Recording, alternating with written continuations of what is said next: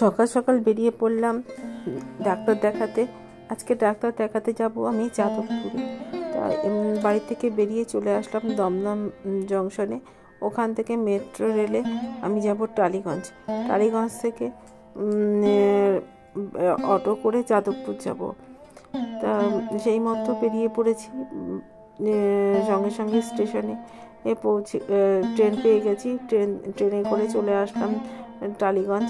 এবার টালিগঞ্জ থেকে চলে যাব যাদবপুরে অটো করে। তা যথারীতি অটোও পেয়ে গেছি, অটোতে করে যাচ্ছি। এখন আপনারা কেমন আছেন? আমি ভালো আছি, তবে একটু প্রবলেম শারীরিক দেখার জন্য আমি চলে গেলাম যাদবপুরে। কেন, আমাকে ডাক্তার রেফার করেছে অর্থোপেডিকের ডাক্তার দেখানোর জন্য। আমার কিছুদিন ধরে স্পাইনাল কর্ড দিয়ে একটা ব্যথা হচ্ছে, আর ডান হাতটা কিছু কাজ করতে পারছি না, ডান হাতে অসহ্য যন্ত্রণা করছে। তোমরা জেনে গেছো যে আমি একজন cancer survival patient.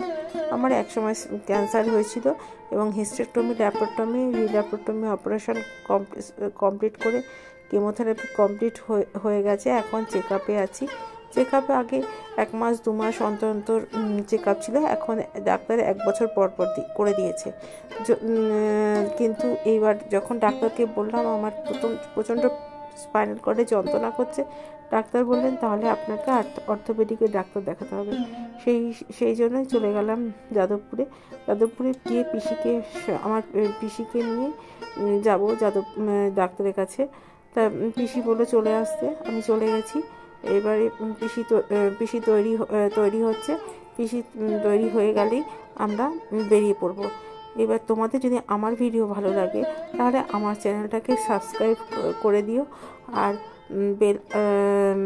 Like comment share করো।